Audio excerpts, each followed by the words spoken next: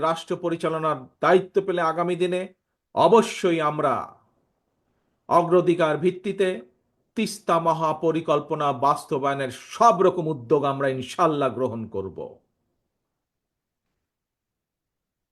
পাশাপাশি পাশাপাশি বর্ষা সহ অন্য অন্য উৎস থেকে পানি সংরক্ষণ করে রাখার জন্য বাংলাদেশের ভেতরে থাকা তিস্তার ডান পাশের 7টি নদী এবং তিস্তার বাম পাশে 5টি শাখা বা উপনদী, এগুলোকেও খনন করা অত্যন্ত জরুরি। এগুলোকেও খনন করতে হবে আমাদের। এছাড়াও পানির বিকল্প উৎস তৈরি এবং পানি সংরক্ষণের জন্য নদী ও পানি বিশেষজ্ঞদের পরামর্শ অনুযায়ী দেশের বিভিন্ন স্থানে জলাধার নির্মাণ এবং পুনরায় শহীদ জিয়ার সেই খাল খনন কর্মসূচি চালু করব ইনশাল্লাহ আমরা।